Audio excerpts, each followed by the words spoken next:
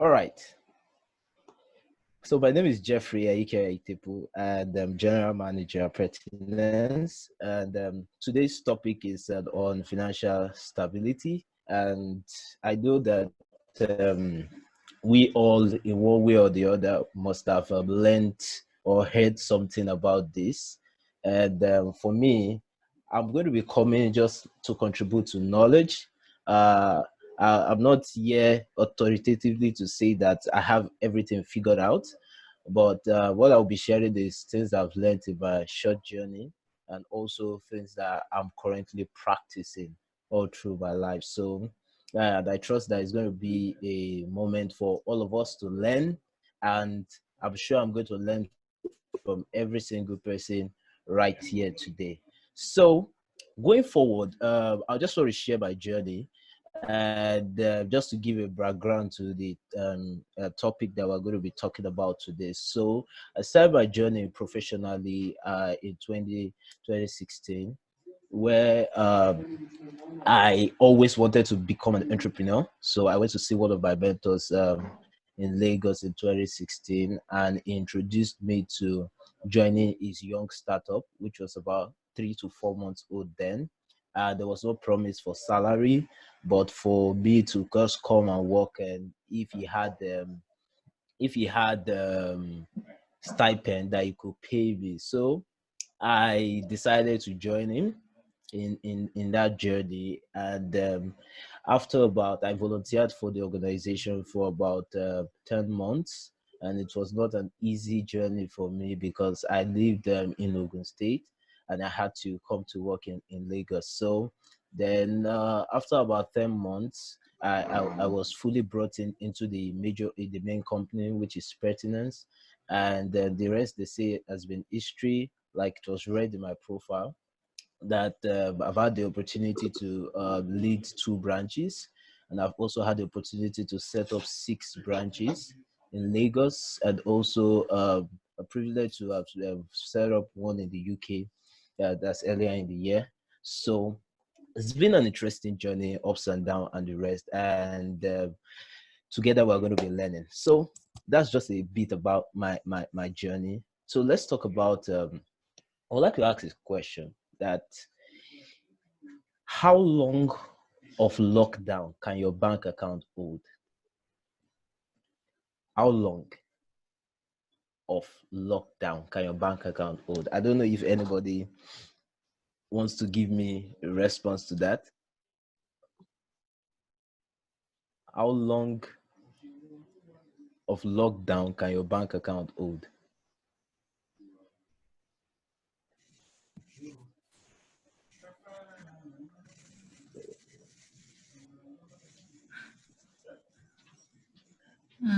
That's a very difficult question.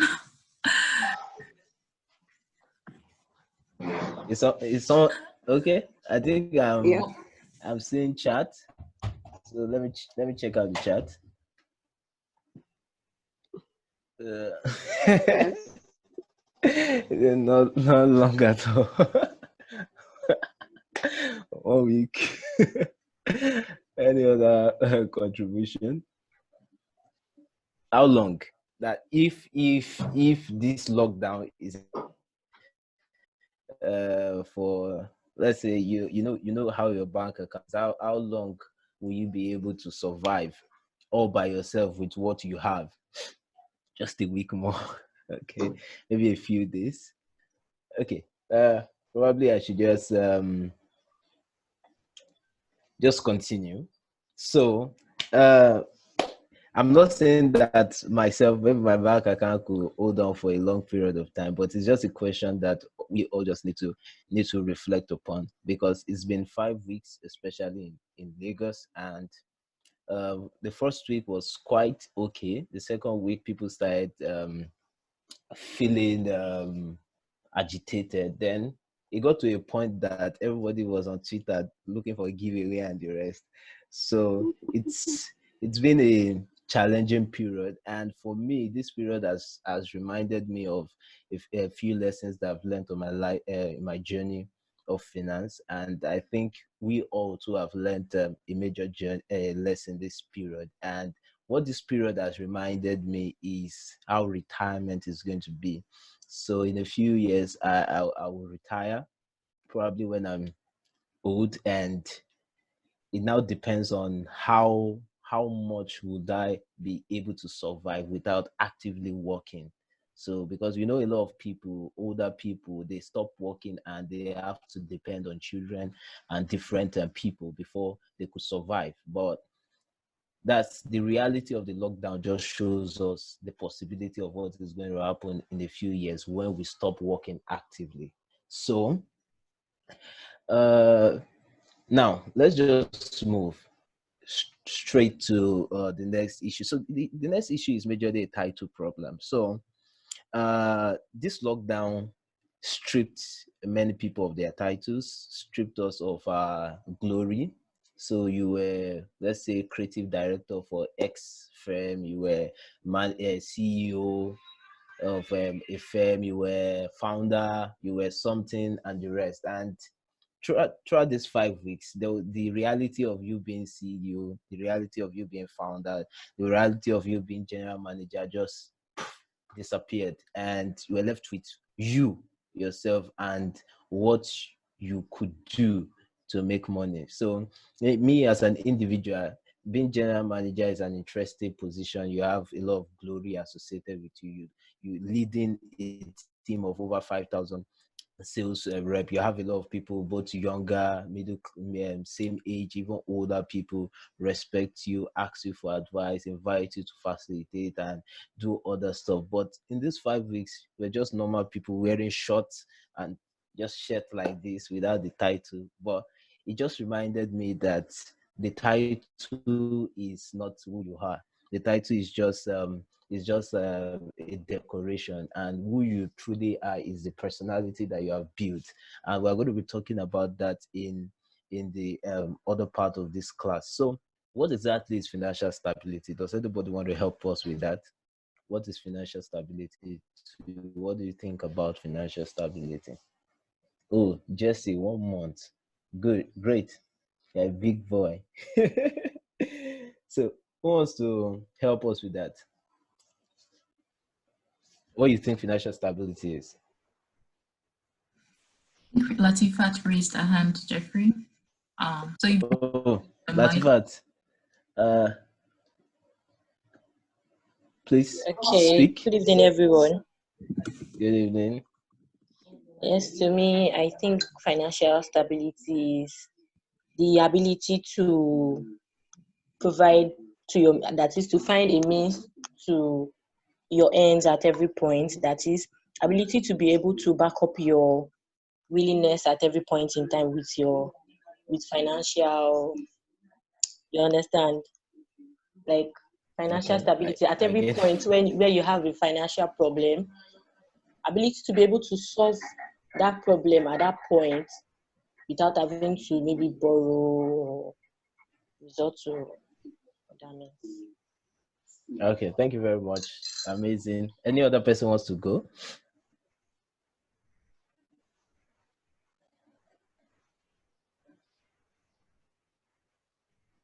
Any other person wants to go? Yeah, sorry. Good afternoon, everyone. Good My afternoon. name is Ugoya Kane. Okay. I think financial stability is the ability to manage risk and absorb any other financial challenges that come your way. Manage risks and also able to manage any other financial challenges that come your way. So I want to assume, Kende, that you are an accountant. No, I'm a businessman. Oh, yeah. Okay. You actually just spoke like an accountant. So what Kende said, and also what the first person said, they are all correct answers. And the truth is, financial stability is just a state whereby you are able to cater for your needs without having to depend on any other person. And I think in Africa or in Nigeria, we all like the community.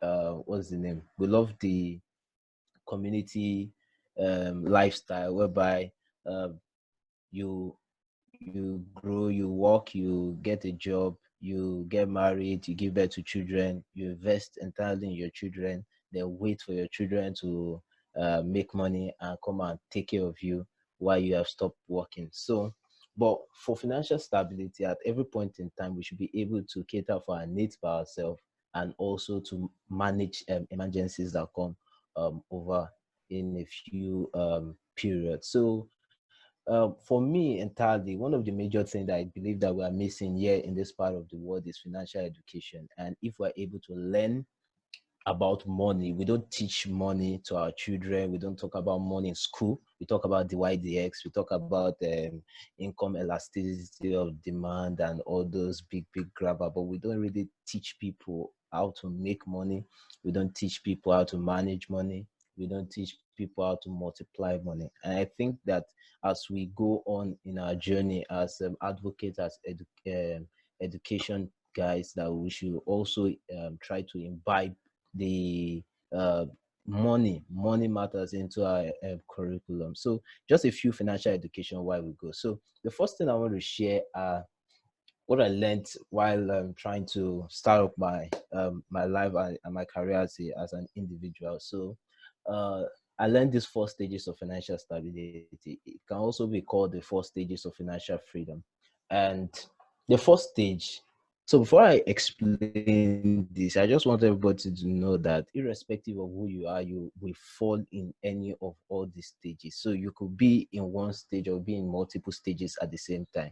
But your ability to master all these stages will actually give you your level of financial stability. So the first stage is the stage of spending.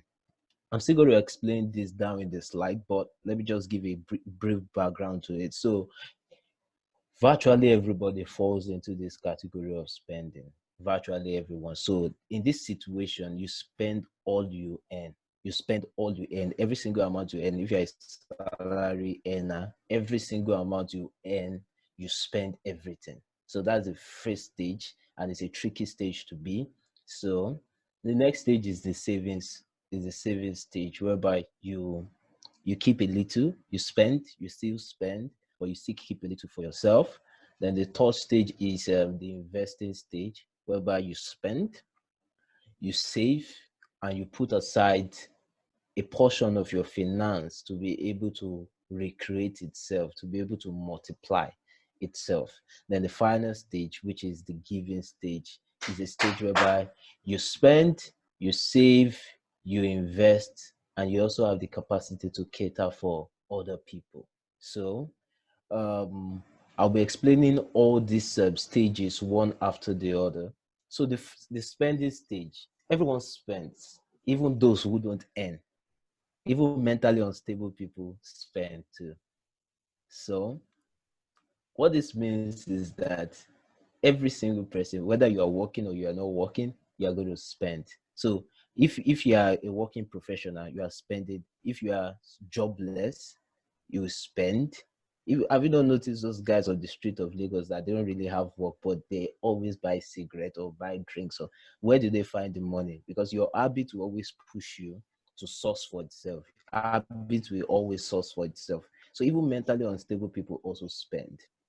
So the challenge in this first stage is that why should you be in the same category with all these people? If you feel that you have a certain level of education, you feel that you have a certain level of exposure, at least you should be a step ahead of all these people. The challenge with this is that, and it's the second point under the spending stage, is that do you run out of cash before you get the next one? So if you're a working professional, you work for, let's say, uh, for a salary, and you get your salary this month. Before you get the next month's salary, do you exhaust this previous one? Do you exhaust the previous one?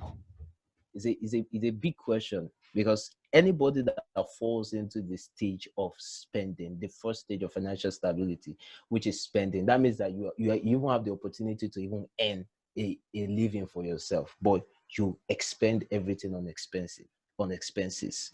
So if you fall in this category, then there's nothing that can be the result except for poverty, because for everything you get, you expend everything on resources. So finally, my last question under the spending stage is, what I always ask people, and will you die if you earn 20% less? If you are earning, let's say, a salary of 100,000 naira today, and suddenly your salary was reduced from 100,000 naira to 80,000 naira. The question is that, will you die?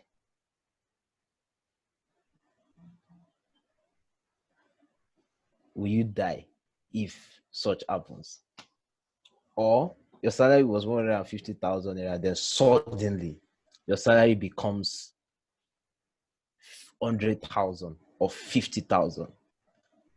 What will you actually what will happen? Will it affect you? Will you die? The truth is that ban has been able to be built to a level that, irrespective of the situation we find ourselves, we always find a way to survive.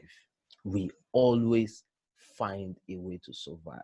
And right now, after the COVID season, a lot of people have already started getting salary slash, and that's, you still go to work, you still work, you still maybe probably wake up very early as you used to wake up before. You probably go to work the same time you go, and you still earn a lower salary. So that's, if you are able to ask yourself this question, then you're able to determine what to do with your money. So the spending stage is a poverty stage, because all what you have in your mind is, everything that comes to me goes out, and all for my own selfish benefit, because I want to satisfy myself. So this is a very, very critical stage. And as people trying to be stable financially, you must not be caught up in this level. You must not be caught up in this level. I'm going to be demystifying a few myths when we go to the next levels, because people always feel that, oh, I don't have enough to do this. But the question is, if you earn 20% less of what you earn right now, will you survive? I'm also speaking to people that don't work, that you're a university student and your parents have a monthly allowance for you. So if they send you 10,000 naira monthly, even though if you are receiving it, it's a blessing, because some of us never received monthly allowance. So if you are getting 25,000 naira every single month from your parent, if your parent reduces your monthly income to what's the name, to, let's say, 15,000 naira, what will happen to you? Let's say that you don't have capacity to buy more things that you would have loved to buy for yourself. So let's move to the second stage quickly, because I have a few slides that I'm sure that will be done in a few minutes from now. So the next stage then is now the saving stage. Like, you remember the last question I asked, that if you earn 20% less, will you die? So the first recommendation that we have for saving is that 20% is the ideal recommendation for you to save. So instead of, why not put yourself in the mental picture that you actually earn 20% less? And in reality, put that 20% in savings. In savings. You know, in economics, they taught us that there are three motives for holding money. And they say there's this transactional motive, the speculative motive, and the precautionary motive. Those are the three motives for holding money. And if you are a spender, you fall in the first one, which is transaction. So you hold money solely for transaction. Then for precautionary motive, anything can happen. We can fall into emergency. You might need to do stuffs, and it is only people who have set aside funds over a period of time that the people that are going to enjoy all these things. So just a quick story. In the kind of business that we run, real estate business, real estate is a capital intensive business. However, we have been able to survive all this while because of our ability to save as an organization. So saving, all these lessons I'm sharing, is not just something that we practice as individual, but what we practice as an organization. So if let's say transaction, we have spoken about transaction. Now we're talking about precautionary motive. If you have a certain like emergency right now, would you have the capacity to be able to take care of it? So back to our story as a real estate company, there are deals that in real estate that you can only come into benefit of those deals if you have cash ready, you have cash down, because people always find themselves in financial challenges here and there. And the truth of the matter is that after this pandemic season, people are going to find themselves in financial stress, and only people who have cash down are the people that will benefit from it. So for instance, now you have guys that just say they just got permanent residency to the UK, or got permanent residency to Canada. They have a house in Lekki. They built it. All the money that they built and what the house is currently worth will be like about 250 million or 300 million. But because the person is in a fix that moment, he wants to move his family, relocate, because he just got the permanent residency a few weeks ago. The guy will want to sell. The guy wants to sell, and people will say, "Oh, can you take 250? Can you take 200?" They are still talking with mouth. But you as an individual, we will go to such people and say, "Oh, I have 100 million. Will you sell?" And the person is saying cash down, cash ready. His eyes will be blocked to every other person that has been talking with mouth and then talking about payment plan, and he's going to sell to us. That's how we have been able to get real estate deals at crazy and ridiculous prices. Late last year, we were able to secure a deal in Bagada for two major buildings, and I don't want to talk about the price. It was ridiculous because these guys were in financial fix. And when we deal with landowners and the rest, one of the challenges that they always have is that they don't know how to manage cash flow. So we always have an advantage. So there are some properties that we have done business with, and the truth is that we didn't spend more than 500K to get those properties that are supposed to be worth about, let's say, 3 million or 4 million, just because those people were in dire need of money. So the only people that can survive, especially in this post-pandemic period, and can create wealth for themselves are people who have set aside money somewhere. You have a set aside cash, and also you can also use this recommended 20% to do other things, to build your business and to for a purpose. So for me, before I started traveling internationally, what I started doing intentionally was to start saving, because what saving actually does for you, I'm going to talk about that when I talk about the feeling that you have, but saving should always be geared towards a purpose. So you can save because of an emergency, but you can save towards a purpose. Maybe you want to rent a house, you want to buy a car, you want to travel abroad, or the rest. You have the capacity to save. So when you are motivated when your saving actually has a purpose. So like that was 2 years ago. I wanted to go on a tour, European tour. I had 5 countries I wanted to visit, and I needed to save. I had to starve myself for a lot of time before I could raise that money for me to go into it. So there's kind of motivation that comes to you. You want to build a house, you want to buy a car, and you're saving. As far as you're looking at that goal, it keeps you motivated. You can go hungry for you to achieve that. So the parable of contentment now comes in. If you are earning 150,000 naira today, and I'm talking about if you earn 20% less, the reason why you are spending money is because you are trying to gratify a certain need.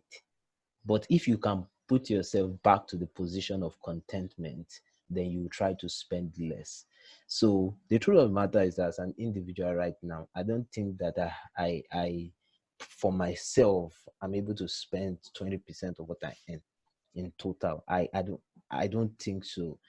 I don't spend more than 20% of what I earn. All what I earn goes into different things, and that's some of the things I'm sharing here today. Because what do I want to eat? How many food do I want to eat? I'm not big, so how many food do I want to eat?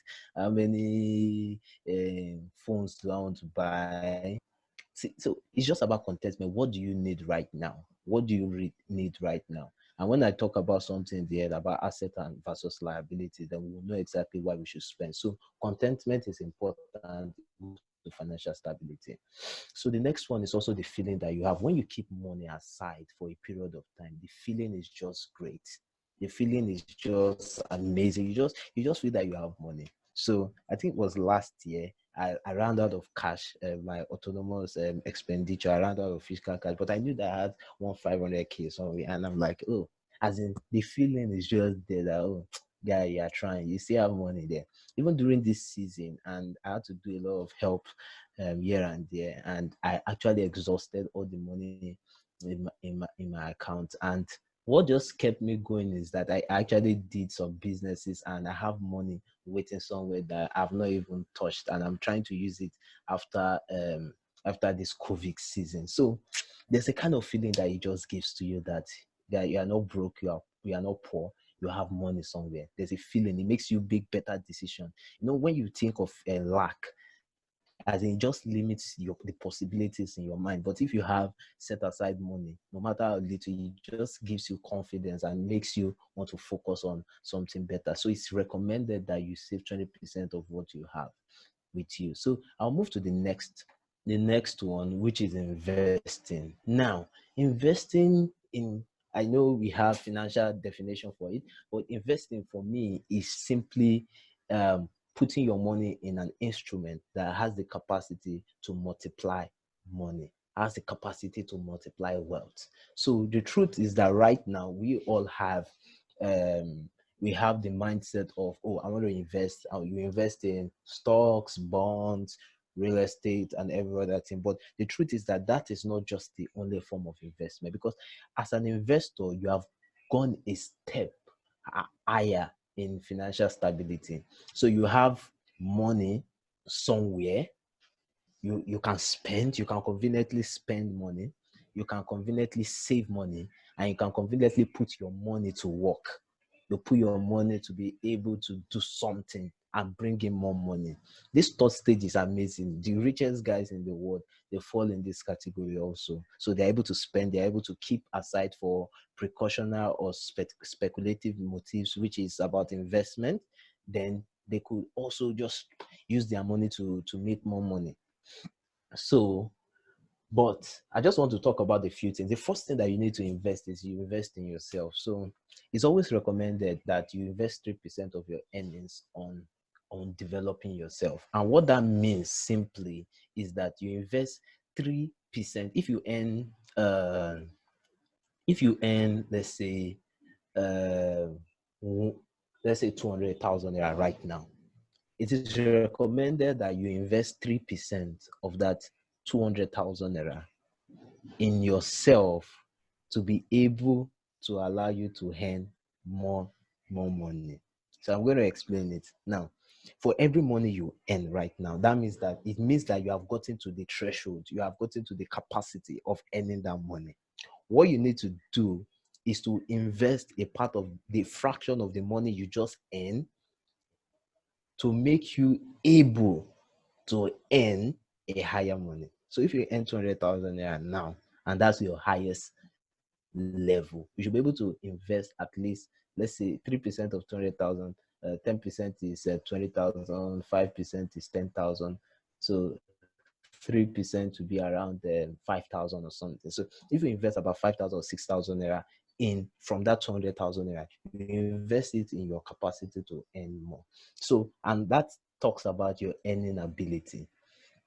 So if you lose your job right now, or your business crashes, will you be able to recreate wealth?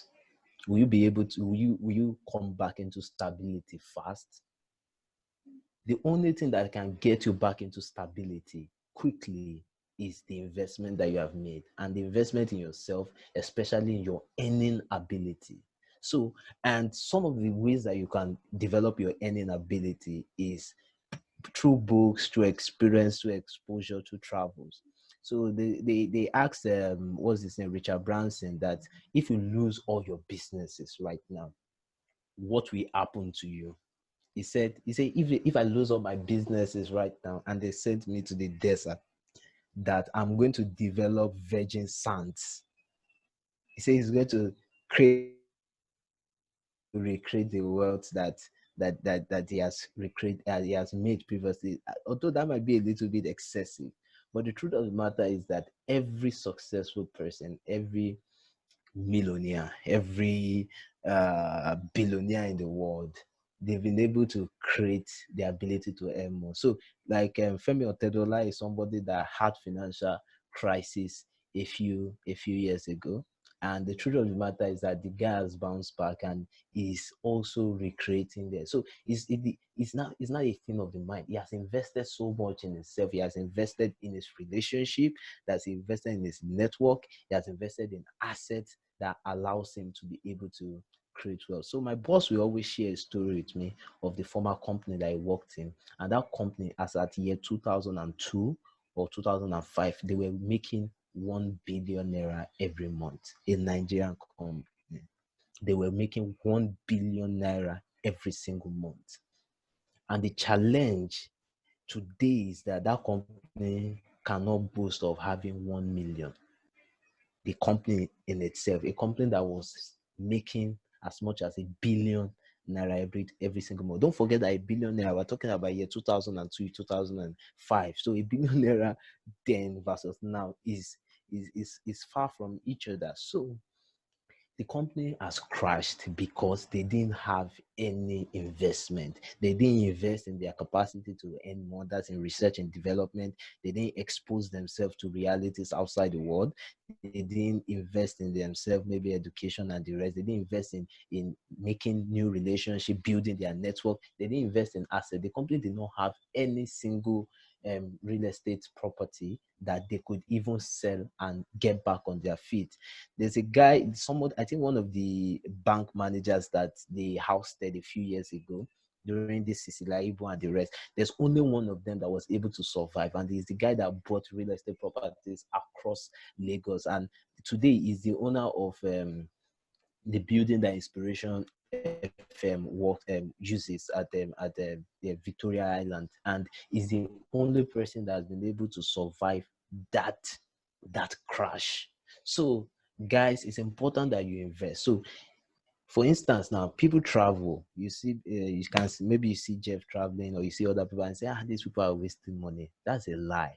We're investing in our earning ability, because there are some levels of wealth or levels of stability that you can never come to until you begin to engage these things. So when I'm in the plane, the plane is, you can have maybe 300 people in it. The kind of people you meet up there, they are they are either in your level or they are above your level. I remember the last time I flew back with all the that was in November. Yes.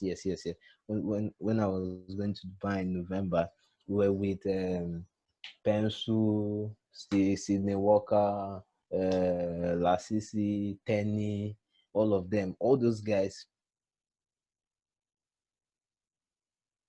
Just imagine the kind of conversations that you'll be having up there. Or this last time when I was coming back just before the lockdown, were with people like Godman Akinlabi and a host of other top guys. And there's a kind of conversation. And normally in Lagos, I've gone to Elevation Church before, and I didn't pass the front gate because I had to receive. So I had to attend to one of the lowest staff. This lowest staff was the person that attended to me. But in the plane, I met Godman Akilabi and his wife, and he showed me, how you doing? He talks so clear, and he told me that, oh, my boss should come see him immediately we get back to Lagos. Just imagine, and I had to visit him in one of his hotels over there. So traveling increase your capacity to earn, because it expands your mind, it expands the kind of conversation that you have, and you meet people that can do business with you at a higher level. The same thing about books. You invest in yourself by reading books, because there's no amount of light. You don't know what you don't know. You don't know what you don't know, and your next breakthrough can be in a book that you have not just read. And I will always attribute one of my success in career to one of the books I read, and that's the Rules of Work by Richard Templar. So the final one is also invest in your network. So in 2016, I was trying to sell real estate. I struggled a lot, because when I go through my phone contact from the person in A to Z, all of them combined, they didn't have the capacity to raise 200K, as in all my contacts from A to Z. They didn't have the capacity to end. I'm like, God, so if I even fall into a crisis or I'm arrested by the police, that means I'm going to rot in jail because everybody in my contact list will not be able to save me. All of them cannot. Okay, the book is Rules of Work by Richard Templar. Rules of Work by Richard Templar. So everybody in my contact list wouldn't be able to raise 50K altogether. So I knew that there was a challenge. I needed to expand my contact list. So I intentionally invested in going out.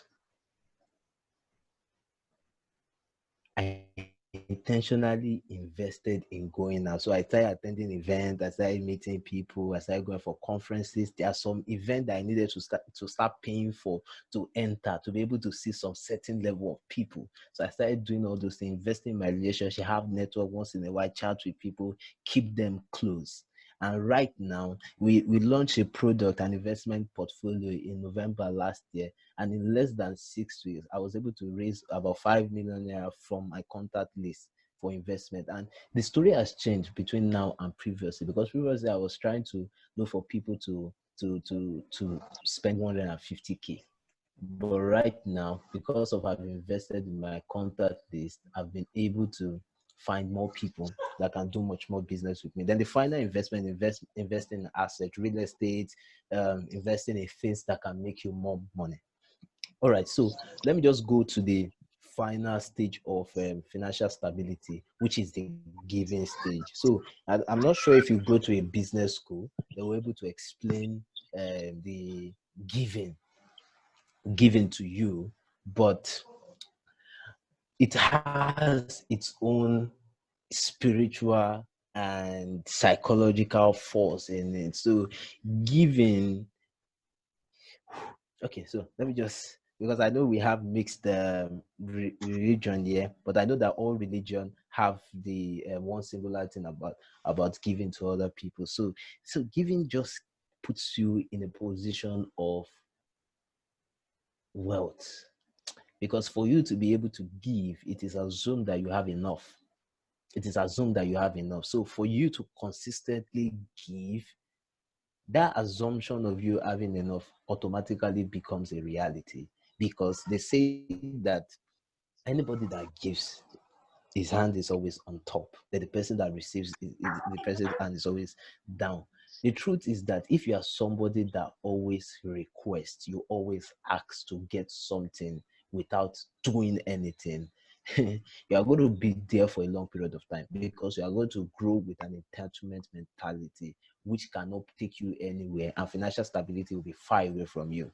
So the benefit of giving is mental, is spiritual. You just, because you just have that psychology, you just have that belief, you just have that mentality. You begin to expand your mind to certain level of possibilities that are available to you, helping other people, helping other movements, helping every other situations. But as much as I'm able to tell you that you should give, and that's the fourth stage of financial stability, I'm not going to lie to you that it's easy. It's actually not easy. You need to come into that realm. You need to become that person. And I just thank God that I'm somebody that God has been able to help to come to the level of giving. And that's why when I say I spend just about 20% of what I earn, the rest goes out. Aside from my savings and my investment, the rest actually go out to other people, other families, other ministries that God has given me the opportunity to assist. But aside from that, there are always limits to it. So I remember when I started this giving game, I used to give everything. I give everything. I give everything. Sometimes some people can just call me that, oh, Jeff, I'm hungry, I need something, blah, blah, blah. The truth is that those days I might have just 2K in my account. People will not know. But just because I'm just emotionally attached, I don't want people to suffer. I'll just send my money to the person and the rest. It has really blessed my life. But the truth of the matter is that it has also put me in problems. So I didn't have a priority in terms of giving. And I'm going to share that with everybody here, that because I know all of us here, most of us have the heart to help people. but we could also suffer from it. So the first thing that I realized is that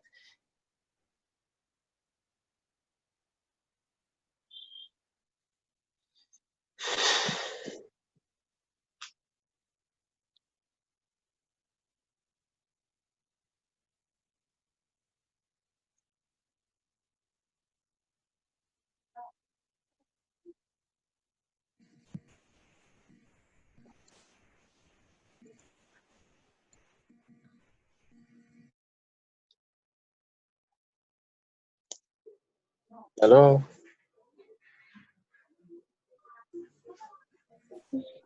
I think we lost Jeffrey for a moment.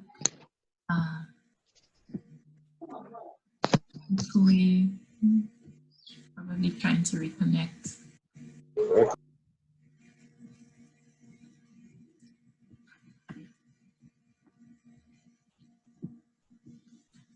Let's wait for a moment and see if he comes back online. sorry guys, I think I went out for just a few seconds. Welcome back, You know, Jeffrey. Welcome back.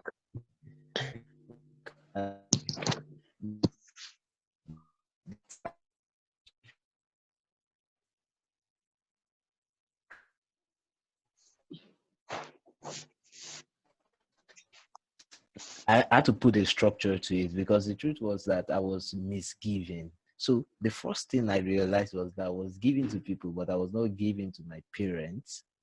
I was giving to people. I was not giving to my family.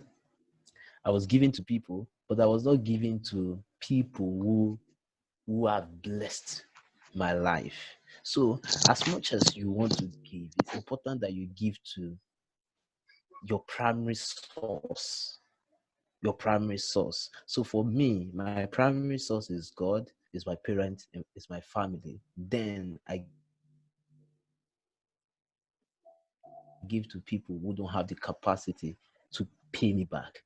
Those are my four levels of giving. I give to God, I give to my parents because they were the one that gave birth to me and have the certain level of blessedness that I can also stay attracted from them. I give to my siblings, that's my family, and I give to people who don't have capacity to pay me back. So, and that's what what has guided my giving. So I have my income structure. So for every money I earn, I have percentage also dedicated, and this person, everybody is divided by percentage. So for every amount I earn, if I say okay, this person takes 2% of every amount I earn. If I earn 100,000 naira today, if I earn 500,000, if I earn 1 million, everybody that falls in that percentage receives the amount. So in terms of not giving, so I have ministries that I give to also.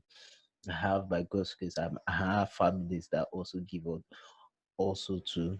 Then and I have some extra amount of money that I set aside that should in case somebody that I didn't plan for or people I didn't plan for request, this is the amount I give to them.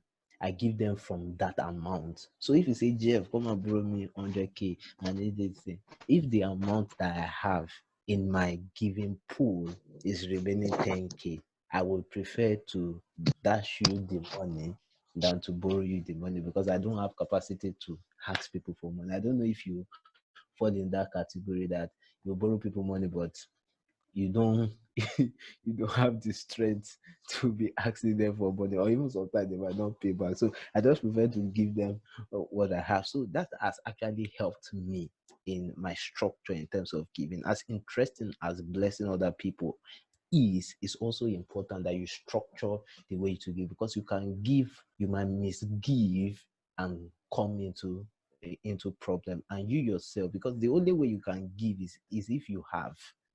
So if you don't even have to fend for yourself, you can give.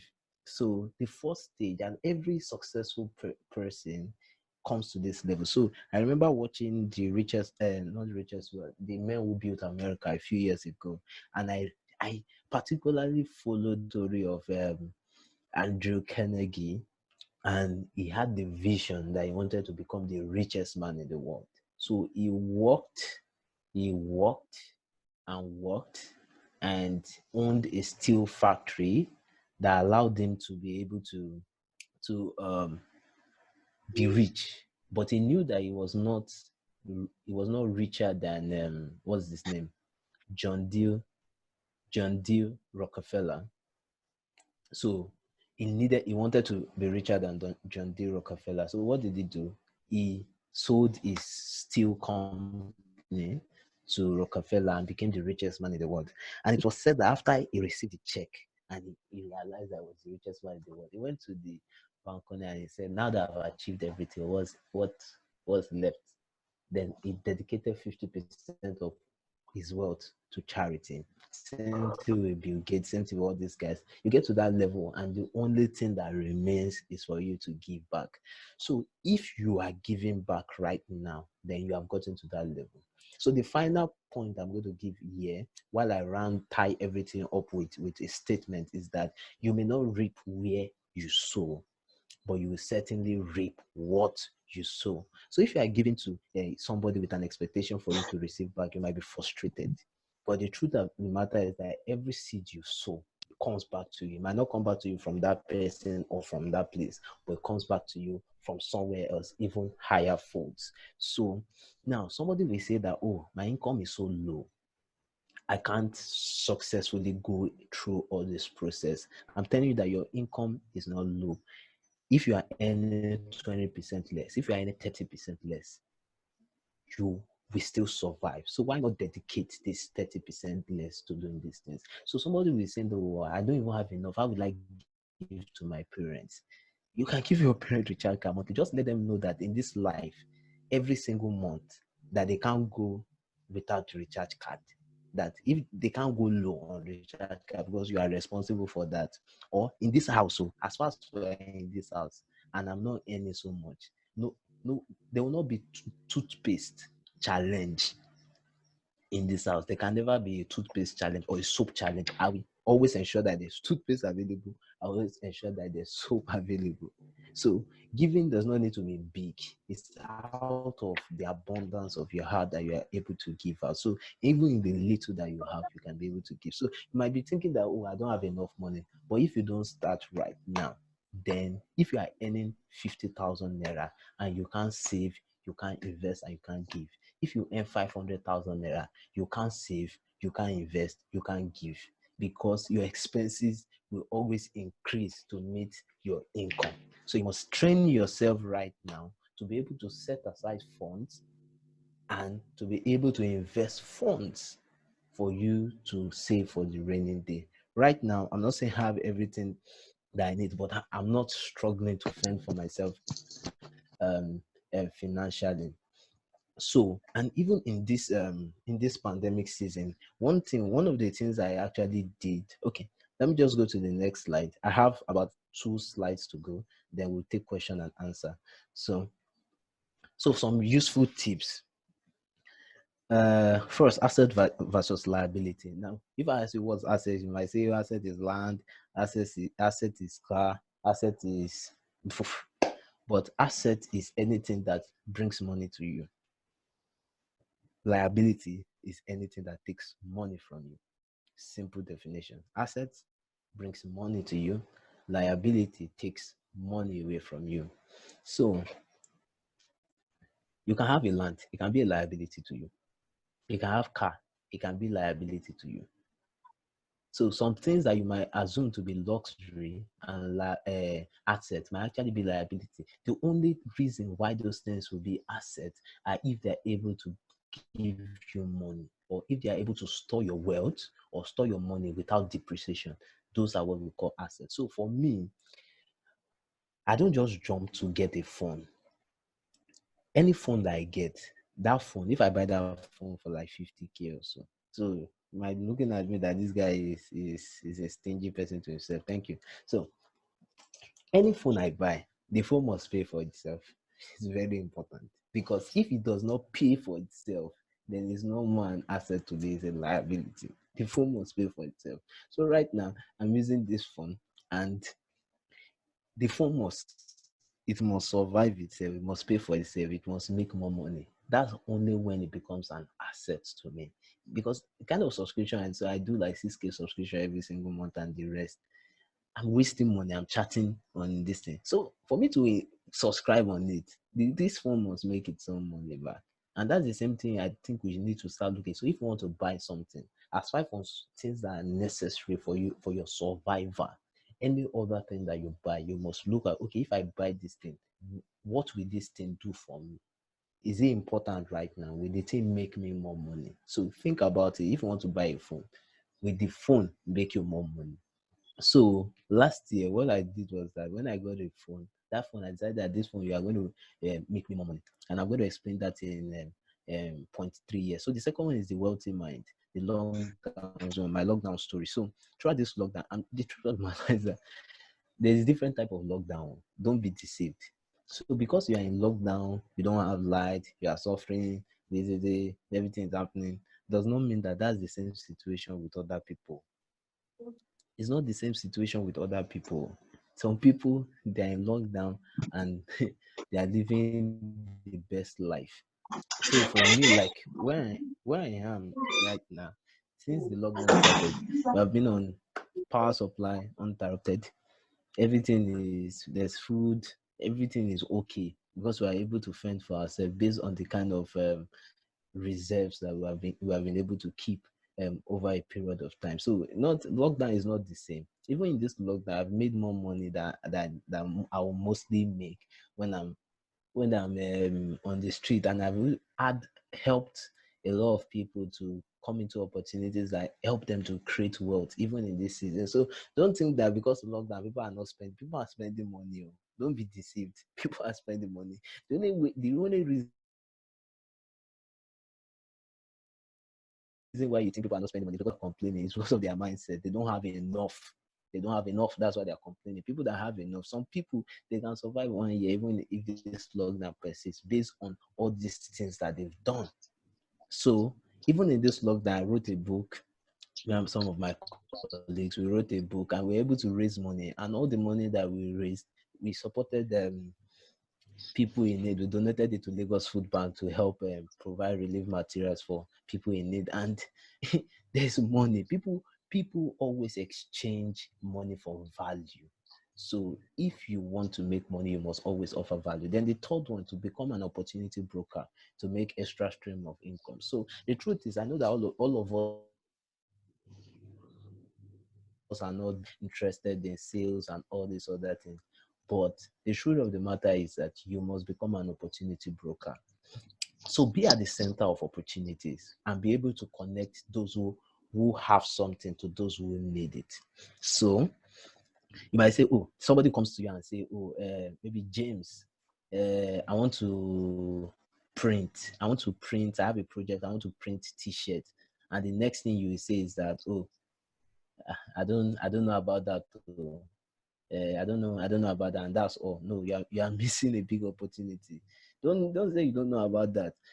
I think Mensa Otabil is one of the guys that I respect so much, and he has about 40 companies right now. I think so. And the reason why he had those 40 companies was that people came to him and talked about things that they wanted, which he could not provide, and he went to look for people that could provide those services and created a company out of it.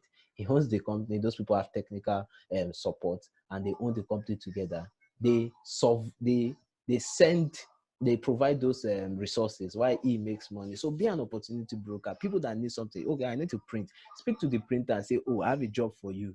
This is how much the job is going to cost. How much is my commission? You you are going to make money all through all those periods. So the fourth one is, one stream of income is a disaster waiting to happen.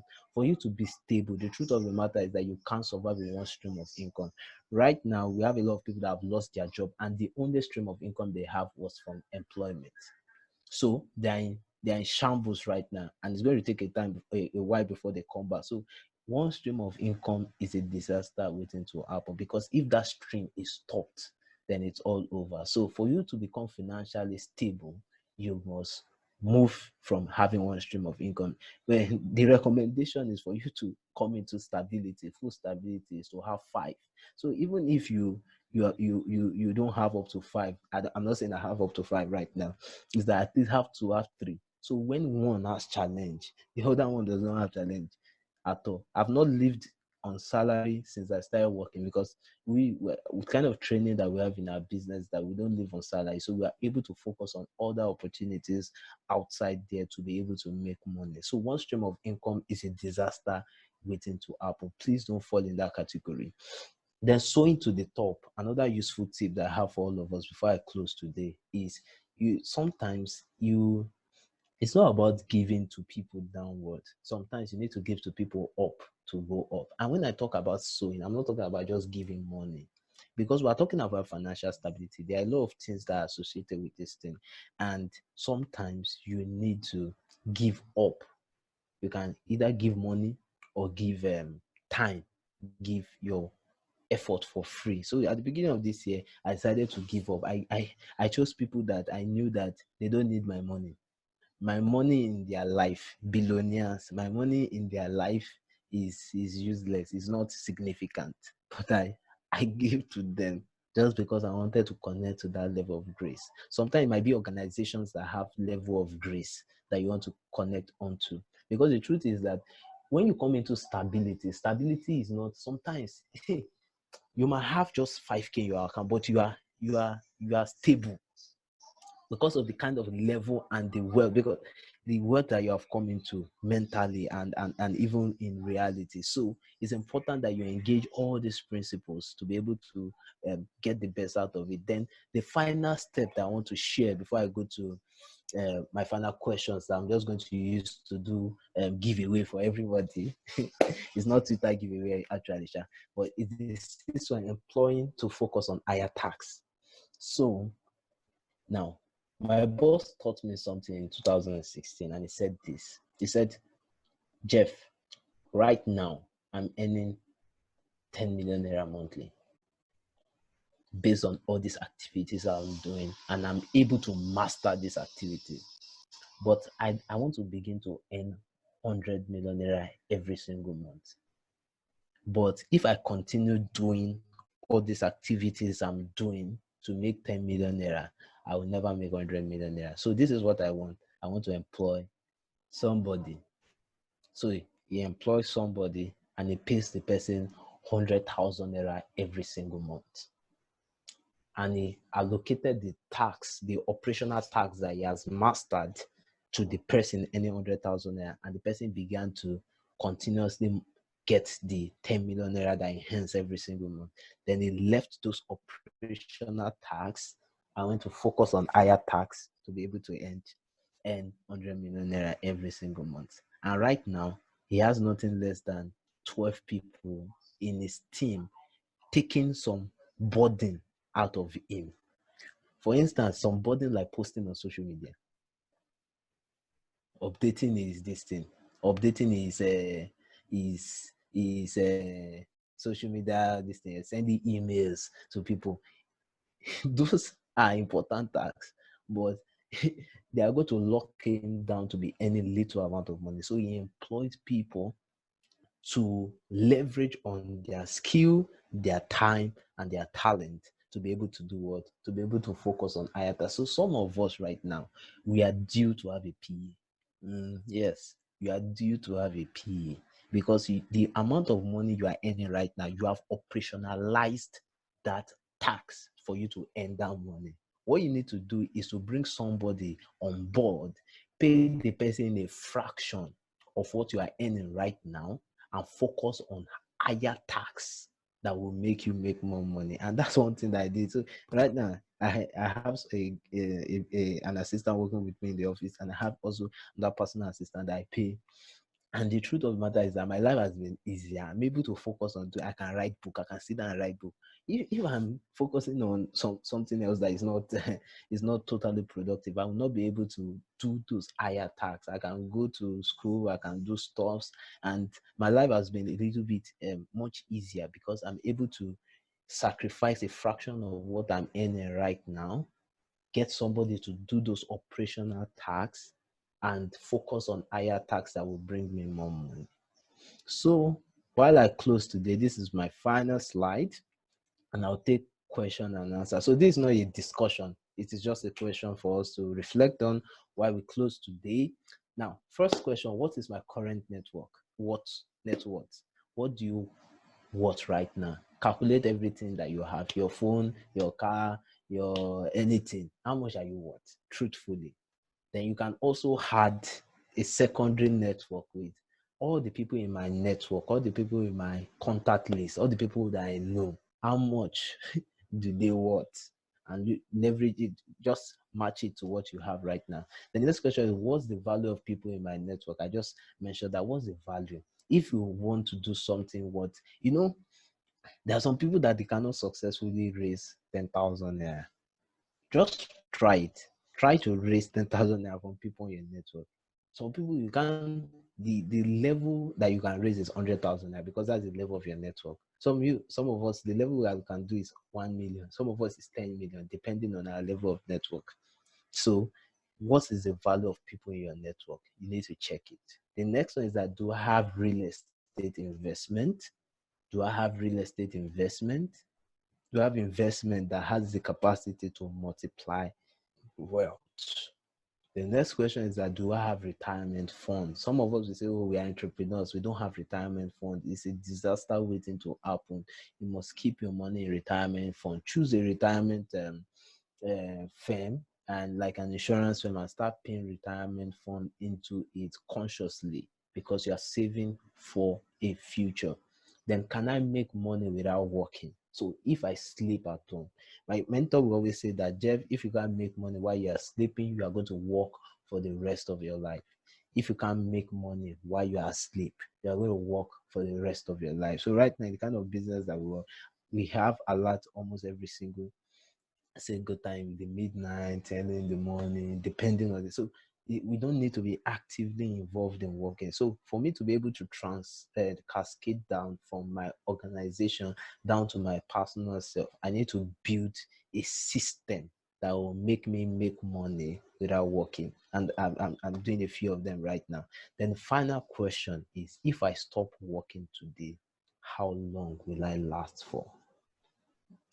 That's if I retire today, how long will I last for? So with these few questions, I would like to bring my session to a close.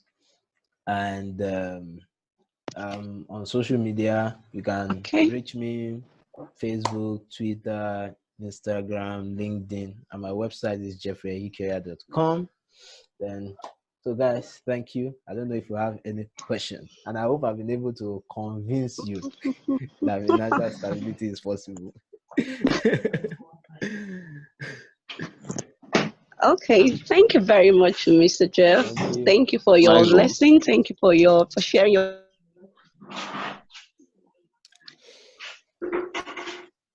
financial stability. Thank you very much. Thank you.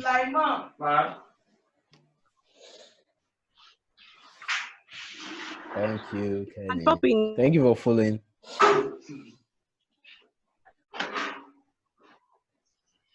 Amen. Thank you very much.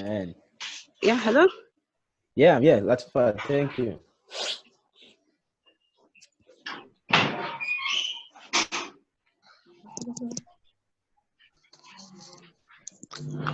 Hello? Oh. Stages of financial stability. Spending where we have to spend all you earn.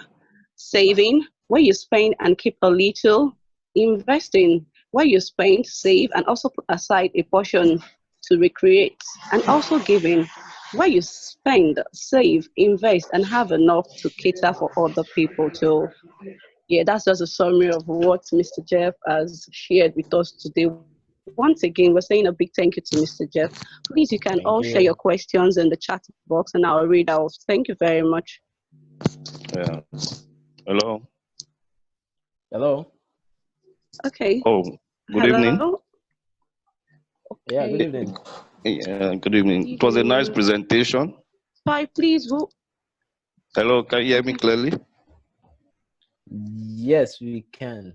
But I think we have to drop the questions in the Hello. chat room. Yep. Okay.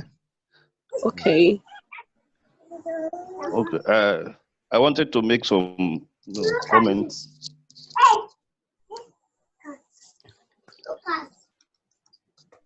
Can you hear me? Yes, we can hear you. We're listening.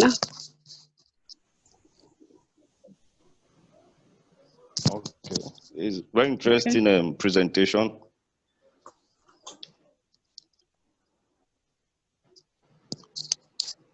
Hello? Hello? Yeah, we can hear you, please. Hello? Okay, I just want to comment the presentation. It was very impactful because, like he mentioned in his concluding part, a lot of people, especially in this part of the world, we don't really believe that there's a life after work. In the area of retirement, most people don't have emergency fund. Like he mentioned about giving also. I'm just trying to pick out some of the points that I embraced from his presentation. That when we give, we are co-creator with God. Hello? Yeah, hello, I hear. We can We're hear you. listening. Okay. See, when we give money, what we are trying to do, we are trying to demonstrate control and mastery over money. See, today people have love for money, so they are scared of even investing. Just like he mentioned, a lot of people are scared of investing, so they hello. We can Hello, hear we're you, sir. listening. Yes, we can hear you, sir. I think the network. Okay. So to cut a long story short, the presentation was impactful. I enjoyed it, and I've been able to learn one or two things also. And maybe I'll, contact through other social media platform in the area of, like he made mention. Yes, when you are not earning, even when you are sleeping, you are not ready to build wealth. So by the time when you are sleeping and your money is working for you, yes, you are on the journey to financial stability. I think that's the key point there. So we must get to a point while we are sleeping, our money is working for us. I think that's when you can now say that someone is heading to financial stability. So I think I would like to know more on that area. Thank you, sir. Yeah, thank you very much for your feedback.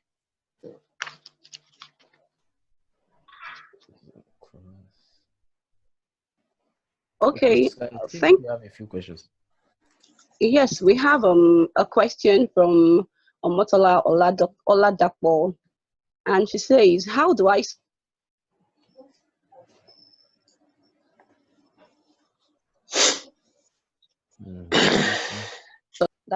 Do you want to say, Mr. Jeff?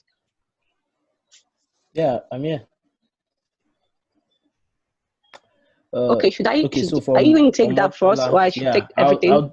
How do I sustain new networks from LinkedIn and maintain them? Okay, so I'm just going to talk about it generally. Might not just be specific to just LinkedIn, but it's about sustaining network. The only way network are being sustained is if we feed those network.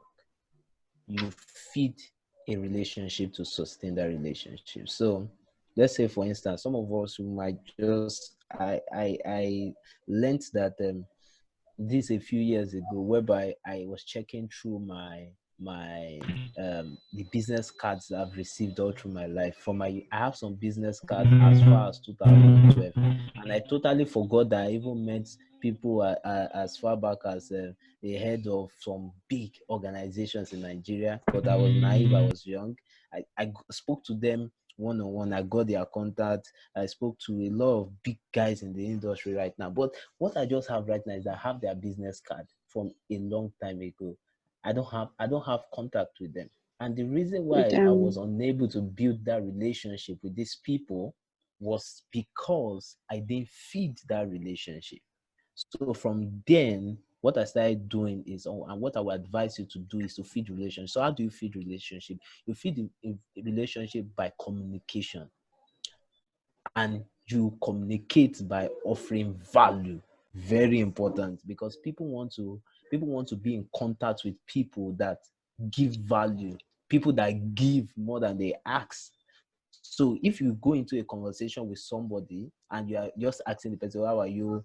Some people, they will just be sending hi, hi, hi, hi, hi. How are you? Hi, hi, hi, hi. No, no, no, no. Just shoot, go straight. Don't waste somebody's time. Or you say, oh, I have a business, I need investment, I need advice. You just met the person for the very first time. You don't do that. All you need to do is to keep the communication channel open, speak to the person. If you speak to the person on LinkedIn, you can migrate from LinkedIn after you must have had a lot of conversation with that person. Migrate from LinkedIn, get the person personal contact, so you have the person on your phone or WhatsApp or something like that. So it's important that for you to sustain network or build network, when you go to events, don't just get business cards. So right now, what I do is that if I meet you somewhere and I get your business card, I just put on my phone and I say, oh, I'm going to send you a text message right now. So I send the person a text message right now and I say, okay, that's my number. Both of them are my number.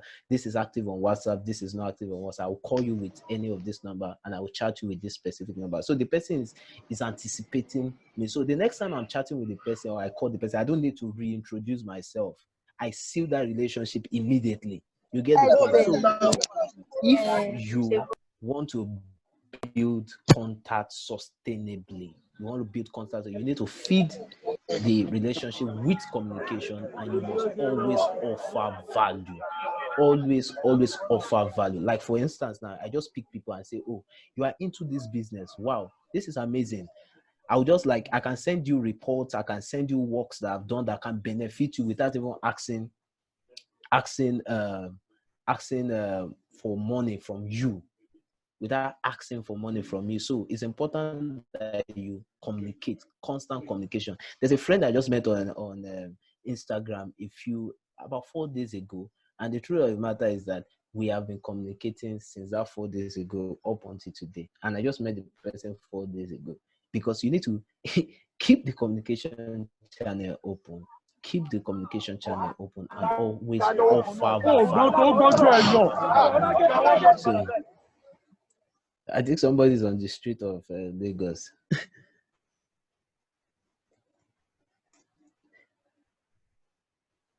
So, Omotola, I hope I was able to attend to your question. So, aside from just LinkedIn, every aspect of life, just keep the communication open and always offer value to them. Thanks, Jeff. I think there's another question from Kim. Your advice on that started and has grown over time from loans from cooperative societies. Okay, so firstly, I'm not totally a fan of loan, but loan for me should be leverage. And it's good that you started with cooperative society. Cooperative society does not really have so much pressure in terms of repayment, and their interest rate is very, very low versus all other financial institutions that we have. So it's a good one. What a firm or an organization, the only time you receive money like loan into your business is if your demand, your supply is lower than your demand. So you bring in money for expansion. You don't bring in money to start. You bring in money for expansion. So, and from your question, I saw that you have started and you have grown from cooperative loans over time. That means that if you have grown, then you should be able to have paid off all your debt right now, and the business will be able to sustain for itself.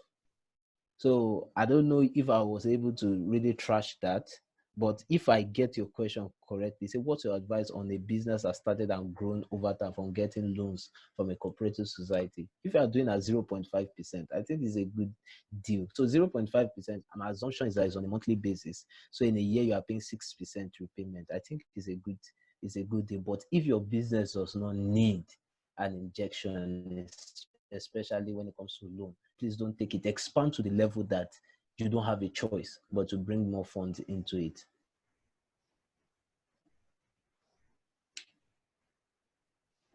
So I don't know if I'm able to answer your question correctly. If Yeah. I don't, you can just drop a message on the chat also. Then I think there's another question here. It say on a lot of people face the situation regarded as the paradox of which is just saving without investigating, and this is not good for the economy. How do you advise, and what relationship should exist between savings and investment? Okay, so the first thing is, um, the truth is everybody in Nigeria, most people in Nigeria have a savings account. But the question is that do we actually save with our savings account?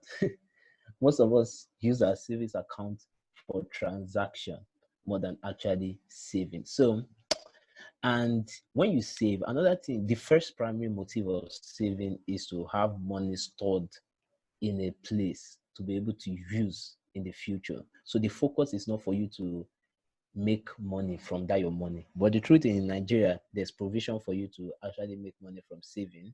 And if you start from banks, for instance, I don't know how many of you have ever received interest from bank. If you have, God bless you. If you have not, we keep open to the faithful day that we get that. But how do you advise people the relation? How do you, which is just save without investigating? So one of the safest way to save is to use financial institutions. You know, banks. You can save your money in banks, or you look for reputable financial technology firms that have track record over time. Then you can also keep your money there. And I know fintech organization gives a more interest than bank, even if some of us have never received interest from bank before. But you can also look towards that, because what happens in all these companies that when I take money from you, I have a financial institution. When I take money from you, what I use your money to do is to invest in businesses that I make more money and pay you your money back with your interest. So I think that's a good thing to do, especially in the economy. I'm so happy that Treasury bill crashed. I'm so happy. The reason why I'm happy is that people focused on investing in treasury bills, and the banks were just taking money, and the government they were just having money. So it was not a productive fund. It was not a productive fund. But right now that treasury bill have crashed, people are now investing in organizations, and they're investing in people to recreate wealth. So the economy will most likely boom when the investment are going to business owners and the rest to trade with those money. So the relationship between investment and saving is that primarily savings is supposed to help you for future eventualities. But the truth is that the end game of saving should go into investment. So if I'm saving money right now, I should know a threshold that my savings should get to, that I will now take a part of it and put it into investment. So I save with petty save, and sometimes I also invest with petty save. So recently I just checked my account and I saw, oh, my money has passed a certain threshold that I know that we need in terms of saving. So what should I do? Investment plan available, and what did I do? I just put some money into investment. So saving should lead you to investment. But I just put these 4 stages of financial or have the reason for process. So your savings should always lead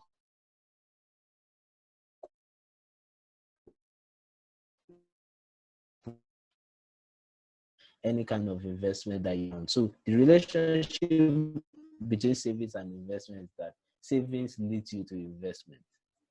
So I don't know if I was able to attend to that very well. The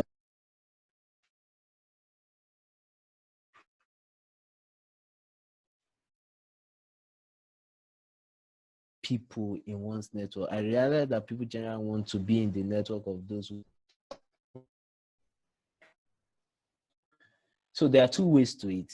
You should be the middleman. You should have people high. You will always have people ahead of you, and you always have people below you. So if you focus on just having you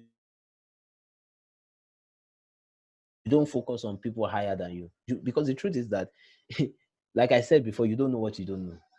You just don't know what you don't know. And for you to know what you don't know, you need to meet people that know those things. So as much as we are trying as much as possible to improve ourselves, to have higher network, it's important that we find people that are better than us, both financially, spiritually, educationally, maritally. We need to find people like that. So we get at, because those guys have made mistakes, they've suffered. And it's stupid for me to suffer a sufferness that someone else has suffered. When I can just meet the person and have a chat with the person, and the person tells me that, oh, this is what I did wrong.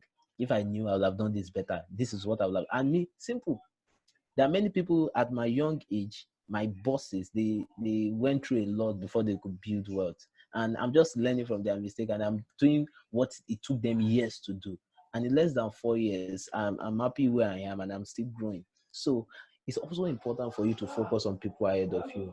And another thing that you need to also do in this building your network is to also grow people lower than you. The reason why you should grow people lower than you is that those people lower than you in the next few years, they are going to get to a certain level, definitely, and you are going to profit from them. So one person that does this very well is somebody called Adesanya. So what did he do? I don't know any of you that was in university when he was going around, he went virtually to all universities in Nigeria with Etisalat then to speak to people. I don't know if any of you experienced that. So he was speaking to people from 2010 upwards, and he did that for about 3 years or so. Today, Nia Adesanya launched his program. Like the last event that I went for in June last year, regular was 483,000 naira, VIP was 450,000 naira, and the people in VIP were more than the people in regular. After that program, he launched another project for $10,000 for entrepreneurs in Nigeria, and as of today, they have over 30 people in that network. And how did they come into that? That's the same strategy with GT Bank. So from 2009 or so, GT Bank went into universities to open accounts for young people free of charge. Just open an account. They will even use their phone to take a picture of you. What did they do? They were trying to top the banking sector. And right now, GT Bank is the biggest bank in Nigeria according to market capitalization. And as of today, they have about 1 billion, in terms of market capitalization, about 1 billion and 700 trillion naira. The second bank that come close to GT Bank is Zenith Bank, and Zenith Bank is about 700 trillion naira. So GT Bank today is 2 times bigger than Zenith Bank. It's about 10 times bigger than Access and all those other banks that you are seeing. And how did they achieve it? From that 2009, they were going into universities to capture the people, customers of the future by giving them help, support, free service, open this account for free, don't worry, minimum balance, blah, blah, blah. And those guys are now professionals today. They work in organization, they are earning money, they're now business people today. And GT Bank is profiting from them. So as much as you are going up to receive, it's also important that you build the people coming behind, because those guys are going to help you in the future. So me, I'm trying as much my own possible best to also invest in the younger generation, because when I grow, I want to retire at 35 and I want to be receiving profit offering. So as much as you are focusing on the guys up, also don't forget the little guys by the side. So I think I've answered that. Then another one is, how do I cope in a relationship where the person I look up to and those in whose network I want to be is focused on building their relationship with the people they look up to too, and don't care so much about those. So I said something. When you are when I was responding to Tola's question, is that when you are trying to keep relationship with bigger people higher than you, it's very simple. Offer value. They are not going to take interest in you if you are not offering value. Offer value to them. Oh, let me volunteer to handle your social media. Let me volunteer to do this. Let me volunteer to do this. Let me help you. Oh, you're having a research. Like one of my mentors that wanted to get connected. I wanted him to be interested in me. So what did I do? I know he was running an MBA and he was writing his project. Simply, I told you that, oh, sir, can I help you with your project? And he gave me the question, and I worked myself out to be able to give him and since then he has been interested in me. So people are busy. The only way that they are going to be interested in connecting with you is if you have value to offer. So somebody is focusing on going up. Focus on helping the person to keep going up by reducing his stress and offering value to him. He will be interested in you. There's nothing that will happen. There's nothing that he will be interested in you. So while they are focusing on going up, also focus on offering value to them. Then, and happiness says, what's your advice to types of investment, as they are investments that require your full attention while other people work for you, and the amount that somebody has also limits the kind of investment they can make. So like, what's the least amount a person can invest? Okay, so any investment that requires your full attention is no more an investment. It's not a business. It's no more an investment, because an investment is supposed to be a fund that, or issues or instruments that you put in and has the capacity to recreate wealth. So in terms of tangible assets, there are different kind of. Just check out fintech organization. For instance, my company owns Petty Save and the rest, and we investment as low as 5,000 naira. Even in real estate, there's investment as low as 10,000 or 20,000 in farming. There's even real estate investment that we launched last year as low as 50,000 naira. So investment is in diverse. There's 100,000 naira investment, 1 million, depending on your level. But there's investment as low as 5,000 naira. And any investment that requires your full attention is no more an investment. It's now a business, and you should not cheat yourself by not getting more than the promised return on investment, because you are also participating fully in that investment plan. So look into that. Then, sorry, I think you didn't understand my point. I mentioned the case where those people who are higher than us. Okay, I might not get that fully. I didn't do on giving. I read a book by Aoka Ugbe, Personal Finance on Giving. He said you should have certain percentage, e.g. 30 every month, and no condition should you spend beyond that percent. In his opinion, what is the reality? The financial request will always come in, hence you need to save yourself. So if I get, for Victor,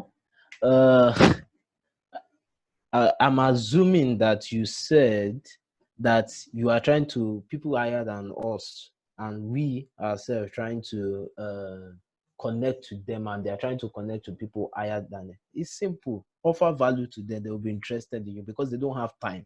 They are focused on building their relationship upwards. So invest in them. Invest in them. Invest time. Invest value in them. And while they are growing up, they'll pull you up with themselves, because they see that you are interested in helping them achieve their dream. Everyone wants people that will contribute to them and not people that will take from them. Most of the time, when we are trying to connect to people higher than, we are trying to ask for money. We are trying to ask for money, and it's the wrongest approach that you can ever see. Money is the least thing that you can benefit from somebody that has influence and power. Money is the least. Don't deceive yourself. Okay, so, and for this advice, truthfully, I think the person is spot on. 20 to 30%. You need to just decide by yourself based on your level of financial capacity and intelligence.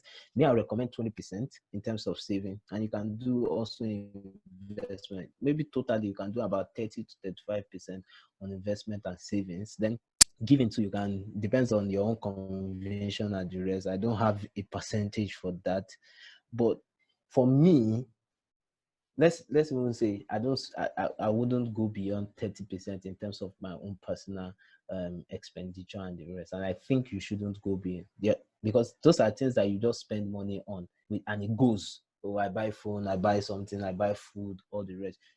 My advice, you should not do more than 30%. And it comes to people who work very far from where they live. You spend a lot of money on transportation. My advice would be go closer to where you live, because where you work, because if you calculate your transportation, some people spend as much as 30,000 on transportation every single month. It's quite high, or some people even do more than that. If you calculate that, let's say 30,000 in a year, that's 360,000. Even if it's one room apartment close to your place of work, it's better than for you to be stressing your life you spend more time on the road when you can use that time productively. So my own advice is limit all your expenditure to 30%, and what you can do to survive is to always have a budget every single month. I'm not ready to bear attention. Victor, the same thing. They are not going to focus on you. They don't owe you anything. Give them value, and they'll be interested in you. Cause Jeff, thank you so much. Please, can you run? Okay. Okay. I think that's all. Thank you, guys. Okay. Thank you very much, Mr. Jeff. Thanks for all you've taught us today. Thanks for sharing your wealth of knowledge with us. And thanks for your question, everybody. And hope Mr. Jeff has really answered everything for us. Thank you very much once again, Mr. Jeff. Thank you. Thank you very much. Yes. So we don't have any questions again, no contributions again. Yeah, that's all. Thank you. All right, guys. Thank you. So my social media, connect with me, Jeffrey Ehikioya, JEFFREYEHIKIOYA. So Instagram, Twitter, Facebook, and we can keep the communication channel open. Thank you.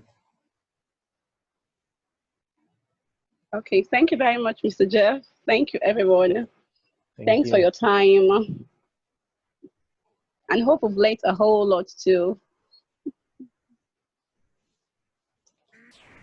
Yeah, we did. Yeah, thanks. Yeah, thank you, Jeffrey. Bye, everyone. Bye. Thank you. Bye. Thank you, Jeff. Thank you, Jeffrey. Thank you. Bye. Jeff, thank you.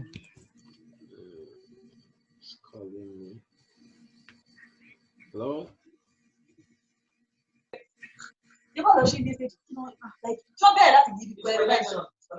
I don't want to leave.